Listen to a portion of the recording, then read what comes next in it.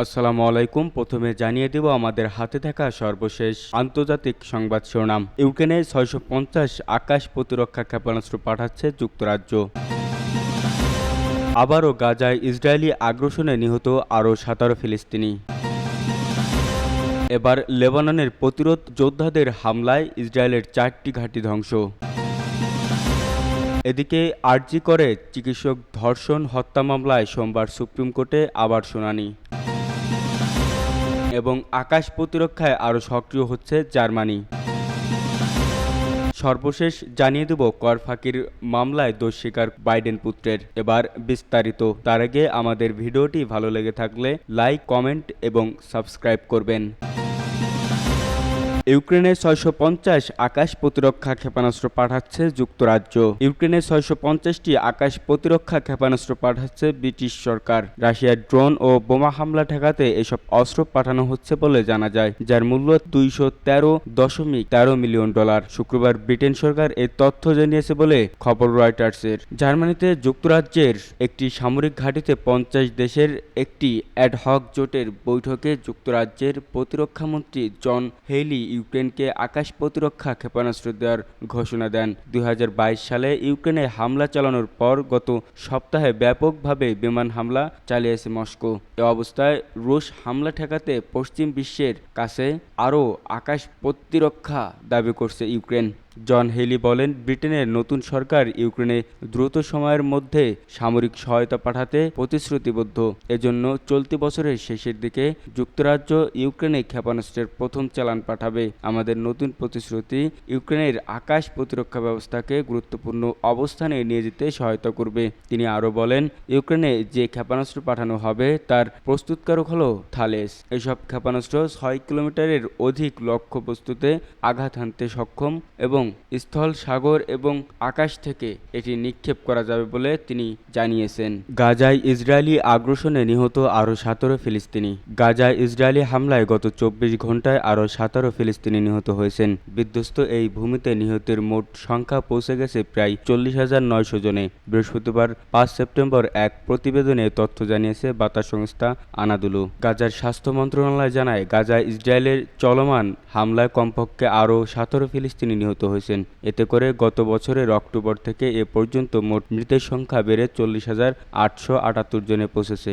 নিহতরা বেসামরিক নাগরিক এবং তাদের বেশিরভাগই নারী ও শিশু। গাজার স্বাস্থ্য মন্ত্রণালয় আরও জানিয়েছে, ইসরায়েলি আগ্রাসনে আরও অন্তত 94,454 জন ব্যক্তি আহত হয়েছেন।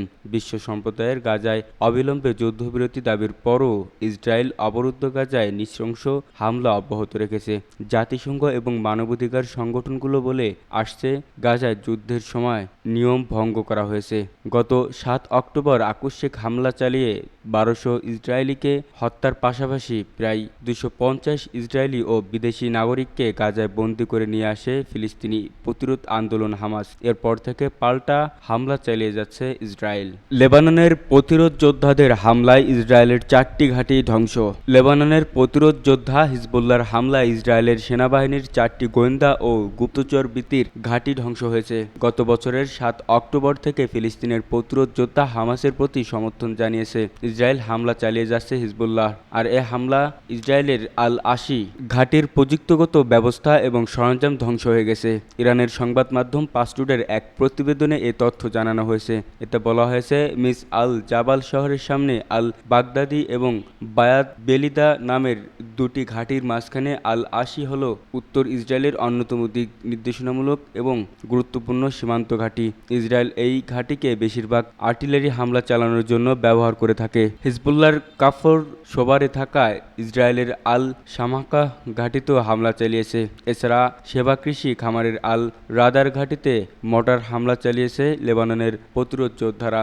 ইসরায়েলি মিডিয়ায় সূত্র দিয়ে পাসটুডে আরও জানিয়েছে, গত 7 অক্টোবর থেকে হামাস ও হিজবুল্লাহর হামলায় এ পর্যন্ত ইসরায়েলের 10,400 জন সৈনিক আহত হয়েছে। গাজা যুদ্ধ 11 মাসে প্রবেশ করেছে। এ অবস্থায় হাজার হাজার ইসরায়েলি নেতানিয়াহুর বিরুদ্ধে বিক্ষোভ প্রদর্শন পরিবেশন করে তারা হামাসের সাথে একটি চুক্তিতে পৌঁছানোর দাবি জানিয়েছে। অবিলম্বে হামাসের সাথে বন্দি বিনিময় চুক্তি স্বাক্ষরের জন্য মন্ত্রিসভাকে চাপ দেওয়ার জন্য অনুষ্ঠিত এই বিক্ষোভে অংশগ্রহণকারীদের সাথে পুলিশের তীব্র সংঘর্ষ হয়। ইসরায়েলের বিভিন্ন শহরে এমন সময় সরকার বিরোধী বিক্ষোভ অনুষ্ঠিত হচ্ছে যখন হামাসের সামরিক শাখা আল কাসিম ব্রিগেড গাজা উপত্যকায় সম্প্রতি 6 জন ইসরায়েলি জিম্মির ভিডিও প্রকাশ করেছে।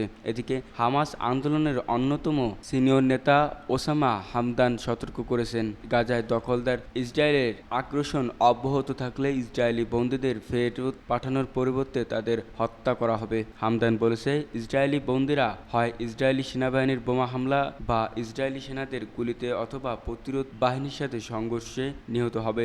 আরজি করে চিকিৎসক ধর্ষণ হত্যা মামলায় সোমবার সুপ্রিম কোর্টে আবারও শুনানি। পশ্চিমবঙ্গের কলকাতার আরজি কর মেডিকেল কলেজে গত 9 আগস্ট নারী চিকিৎসককে ধর্ষণ ও হত্যার ঘটনায় দায়ের করা মামলার পরবর্তী শুনানির দিন আগামী সোমবার ধার্য করেছে ভারতের সুপ্রিম কোর্ট। এর আগে সর্বোচ্চ আদালত এই মামলার শুনানির দিন গতকাল বৃহস্পতিবার 5 সেপ্টেম্বর ধার্য করেছিলেন, কিন্তু এদিন প্রধান বিচারপতি আদালতে উপস্থিত ছিলেন না। এতে মামলার শুনানির দিন নতুন করে ধার্য করা হয়। ইতিমধ্যে আদালতের পূর্ব নির্দেশ অনুযায়ী সুপ্রিম কোর্টে মামলার অগ্রগতি প্রতিবেদন দাখিল করেছে তদন্তের দায়িত্ব পাওয়া সংস্থা সিবিআই। সোমবার সেই প্রতিবেদনে পর্যবেক্ষণ করতে পারেন প্রধান বিচারপতি ডিভিশন বেঞ্চ।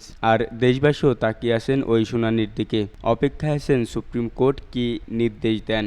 আকাশ প্রতিরক্ষায় আরও সক্রিয় হচ্ছে জার্মানি। বুধবার আইরিস-টি এয়ার ডিফেন্স সিস্টেম মোতায়েনের মাধ্যমে জার্মান সেনাবাহিনী ইউরোপে সম্ভাব্য হামলা প্রতিহত করার লক্ষ্যে আরও এক পদক্ষেপ নিল। জার্মান চ্যান্সেলর রুশ হুমকি সম্পর্কে সতর্ক করে দিয়েছে। 2022 সালে ইউক্রেন যুদ্ধের আগে জার্মানির সামরিক ক্ষমতা ধাপে ধাপে এতটাই দুর্বল হয়ে গিয়েছিল যে যুদ্ধের সূচনার সময় ইউক্রেনকে সহায়তা এবং ন্যাটোর সুরক্ষার প্রশ্নে জার্মানির অসহায় অবস্থা স্পষ্ট হয়ে গিয়েছিল। চ্যান্সেলর ওলাফ শলৎজ সংসদে সাইটেনভেল্টে বা যুগান্তকারী পরিবর্তনের উল্লেখ করে প্রতিরক্ষা খাতে বিশাল অঙ্কের এককালীন ব্যয়ের ঘোষণা করে সেই পরিস্থিতি বদলানোর উদ্যোগ নেন। তারপর থেকে ধীরে ধীরে সেনাবাহিনীর অবস্থার কিছুটা উন্নতি শুরু হয়। বুধবার এই প্রথম জার্মানির ভূখণ্ডে আইরিস-টি এয়ার ডিফেন্স সিস্টেম মোতায়েন করে প্রতিরক্ষার ক্ষেত্রে আরও এক ধাপ এগিয়ে গেল সেনাবাহিনী। রাশিয়ার হামলা মোকাবেলা করতে ইউক্রেনকে সাহায্য করতে জার্মানি ইতিমধ্যে একাধিক আইরিস-টি সিস্টেম সরবরাহ করেছে। রাশিয়ার প্রেসিডেন্ট ভ্লাদিমির পুতিন শুধু ইউক্রেনের উপর হামলা চালিয়ে ক্ষান্ত না হয়ে কোনো এক সময় ন্যাটোর সঙ্গেও সরাসরি সংঘাতের পথে বেছে নেবেন বলে সল্লাদ মনে করেন। বুধবার তিনি বলেন, বেশ কয়েক বছর ধরে রাশিয়া সমরসজ্জা বাজিয়ে চলেছে, বিশেষ করে রকেট ও ক্রুজ মিসাইলের ক্ষেত্রে সে দেশ বেশি সক্রিয় হচ্ছে। পুতিন নিরস্ত্রীকরণ চুক্তিগুলি অমান্য করে ক্লানিনিন গ্রেডেও ক্ষেপণাস্ত্র মোতায়েন করেছেন, যা বার্লিন থেকে প্রায় 530 কিলোমিটার দূরে অবস্থিত। জার্মান চ্যান্সেলরের মতে সেটা অবহেলার সমান। জার্মান চ্যান্সেলর ইউরোপীয় স্তরে প্রতিরক্ষা আরও জোরদার করতে ডিফেন্স সিস্টেমের পাশাপাশি নিজস্ব ক্ষেপণাস্ত্রের ভান্ডার বাড়ানোর উপরেও জোর দিচ্ছেন। এক্ষেত্রে রাশিয়ার সঙ্গে বিপজ্জনক ফারাক দূর করা জরুরি বলে সলসাদ মনে করেন। উল্লেখ্য, গত জুলাই মাসে মার্কিন প্রশাসন যৌথ উদ্যোগে 2026 সাল থেকে জার্মানিতে টমাহক ক্রুজ মিসাইলের মতো দূরপাল্লার ক্ষেপণাস্ত্র মোতায়েনের ঘোষণা করেন। কর ফাঁকির মামলায় দোষ স্বীকার বাইডেন পুত্রের। আদালতে কর ফাঁকির অভিযোগ স্বীকার করে নিলেন মার্কিন প্রেসিডেন্ট জো বাইডেনের ছেলে হান্টার বাইডেন। বৃহস্পতিবার 5 সেপ্টেম্বর লস অ্যাঞ্জেলসের ফেডারেল আদালতে হান্টারের বিরুদ্ধে বিচারিক কার্যক্রম শুরুর ঠিক আগ মুহূর্তে দায় স্বীকার করেন তিনি। এ সময় বিচারক মার্ক স্কার্সি তাকে সতর্ক করেন, কারাদণ্ড হতে পারে সর্বোচ্চ 17 বছর এবং জরিমানা দিতে হতে পারে $450,000। এর আগে গত জুনে আগ্নেয়াস্ত্র কেনার সময় মাদকাসক্তি নিয়ে মিথ্যা তথ্য দেয় মামলায় দোষী সাব্যস্ত হয়েছেন বাইডেন পুত্র। এসব মামলায় সর্বোচ্চ 25 বছর পর্যন্ত কারাদণ্ড হতে পারে হান্টারের। যে কোনো অপরাধীকে ক্ষমা করা নির্বাহী ক্ষমতা প্রেসিডেন্ট হিসেবে জো বাইডেনের রয়েছে, তবে ছেলেকে বাঁচাতে সে ক্ষমতা প্রয়োগ করবে না বলে আগেই জানিয়েছেন তিনি। হান্টারের বিরুদ্ধে অভিযোগ, 2016 ও 19 সালের মধ্যে ইচ্ছাকৃতভাবে $1,40,00,000 আয় করে দেননি তিনি। এতদিন অস্বীকার করলেও মূলত কারাদণ্ড এড়াতেই এখন সব দায় স্বীকার করে নিলেন হান্টার।